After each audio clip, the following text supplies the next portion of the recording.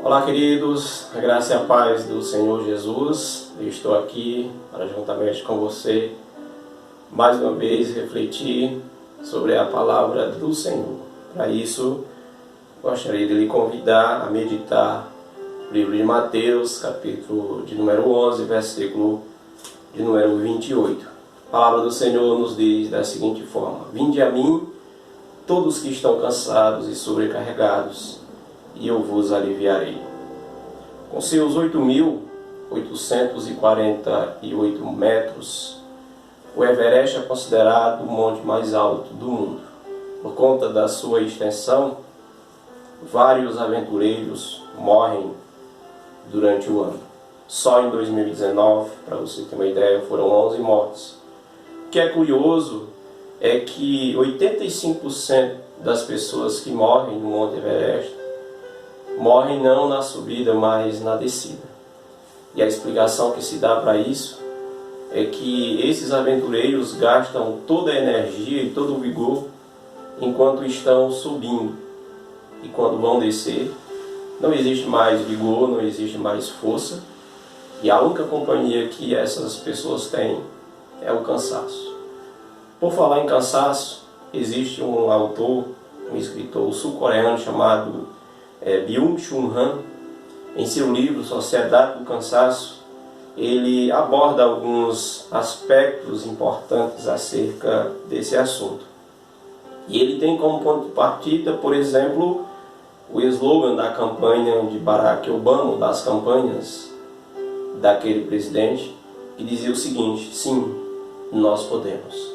Tem como ponto de partida também um outro slogan, dessa vez o slogan da Nike, que dizia o seguinte: simplesmente faça. Segundo o autor, a junção desses dois slogans traz para a gente uma síntese, um resumo, que pode ser considerado e que pode ser traduzido da seguinte forma: faça, produza, você pode. E aí ele faz um contraponto com a geração anterior. Ele diz o seguinte: se na geração anterior a força motriz, a marca que prevalecia era a disciplina na sociedade, na geração atual agora é a ideia da produção. A força motriz é a produção. As pessoas se autoafirmam ou se afirmam na sociedade quando elas produzem. Daí a razão de terem tantas metas estabelecidas, cada uma mais diferente do que a outra e cada uma mais ousada do que a outra. Então agora o contraste em relação à geração anterior está estabelecido. Não é mais a disciplina que faz com que a sociedade ande, segundo as palavras de Michel Foucault, mas é exatamente a produção.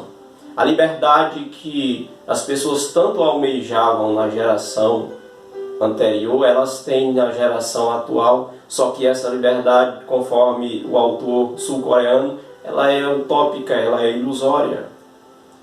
Porque aquela tensão que a pessoa carrega consigo de estar produzindo e de estar bolando metodologias para alcançarem suas metas, tiram delas exatamente a liberdade. Daí vem o cansaço, daí vem a insônia, e é isso que também tem contribuído para que a nossa geração seja considerada a geração do cansaço. Esse anseio pela produção, esse anseio pela realização tem produzido, portanto, essa geração que traz o título, que deu o título ao livro desse sul-coreano, a geração do cansaço. De forma que está quase todo mundo cansado, está quase todo mundo aflito e, consequentemente, debilitado. E como todo mundo, ou quase todo mundo, se encontra nessa situação, evidentemente que essas pessoas precisam descansar. Todo mundo precisa descansar. O poeta chamado Fernando Pessoa, certa vez falando do descanso e, consequentemente, do cansaço, ele fez uma abordagem interessante, olhando, por exemplo, para as estrelas. Ele diz: eu tenho dó das estrelas. Elas estão sempre reluzindo, nunca descansam, suas pálpebras nunca repousam, portanto eu tenho dó das estrelas. No mundo religioso ou no mundo eclesiástico, existe também essa ideia de produzir, de fazer as coisas acontecerem, talvez mais por conta do pragmatismo que tem prevalecido em muitos meios religiosos, em muitos meios eclesiásticos, que diz o seguinte: você tem que fazer e o que importa é que as coisas sejam feitas, o meio, a maneira, não importa muito, o que importa é que elas aconteçam, o que importa é que as coisas aconteçam.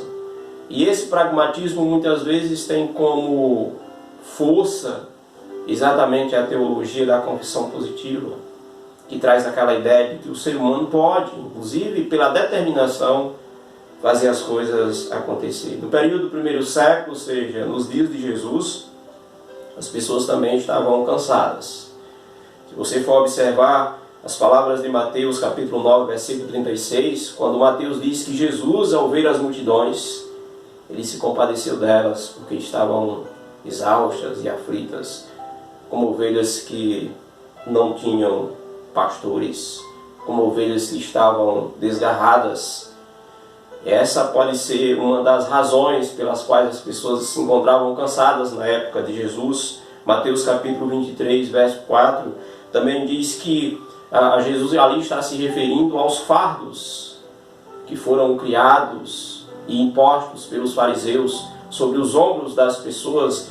Jesus disse que eles não se atrevem a movê-los, nem sequer tocá-lo com a ponta dos dedos, mas eles colocaram esses fardos sobre os ombros das pessoas, que são pesados, que certamente são enormes, e por conta disso as pessoas não conseguem carregá-los.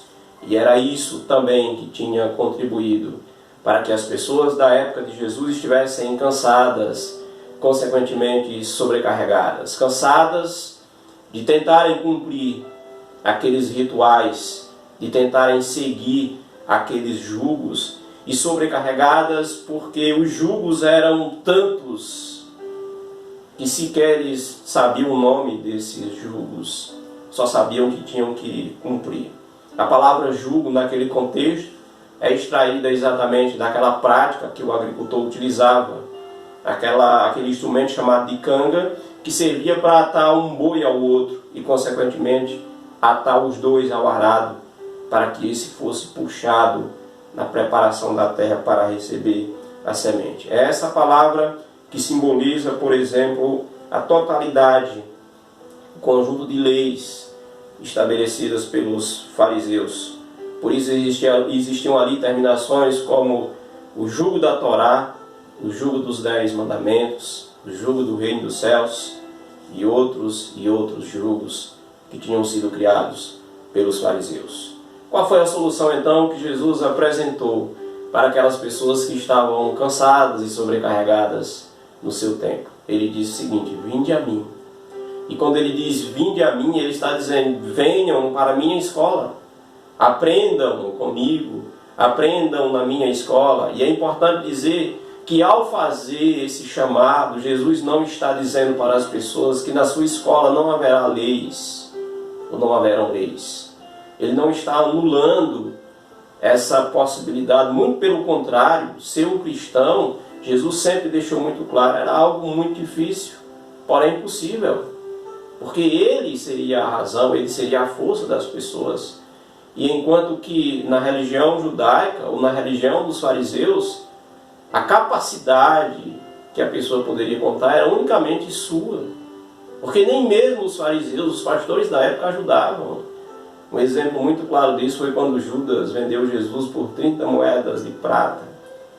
Alcançado pelo remorso, Judas se dirigiu ao templo, jogando as moedas aos pés dos fariseus, ali próximo do Santo dos Santos, ou próximo do altar. Ele disse: eu não posso fazer uso desse dinheiro porque eu traí, eu vendi uma pessoa inocente. Os fariseus que deveriam acolher Judas, que estava acometido de remorso e um sentimento muito ruim, eles disseram o seguinte: o que nós temos a ver com isso? Esse problema é seu. E na sequência Judas sai e vai se enforcar, vai cometer suicídio, conforme diz a narrativa de Mateus. Porventura você tem feito parte de um grupo radical, de um grupo extremamente legalista, que tem estabelecido códigos, julgos, dogmas, para que você siga, e na verdade você tem procurado seguir, mas não tem encontrado o descanso que tanto você procura. Caso isso tenha acontecido com você, procure aquele que realmente pode lhe oferecer descanso, aquele que realmente pode refazer as suas forças, pode fazer com que a sua alma repouse e encontre descanso, aquilo que tanto você procura. Talvez você tenha procurado refrigério, talvez você tenha procurado amparo na psicologia, na religião, talvez você tenha procurado isso em alguns profissionais, e tudo que você tem obtido é o cansaço e a desilusão. É hora de procurar o caminho certo e a pessoa certa. Dizem por aí que todos os caminhos levam a Deus, mas isso não é verdade.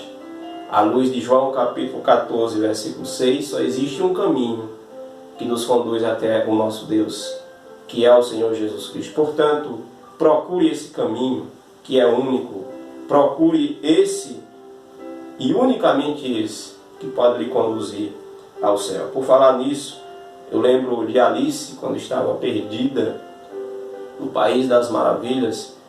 Ela encontra uma figura personificada de gato e ela pergunta ao gato: que direção eu devo seguir? E o gato responde para ela: isso depende muito para onde você pretende ir ou onde você pretende chegar. Ela diz: não importa, importa que eu saia daqui. E o gato responde: então qualquer direção serve.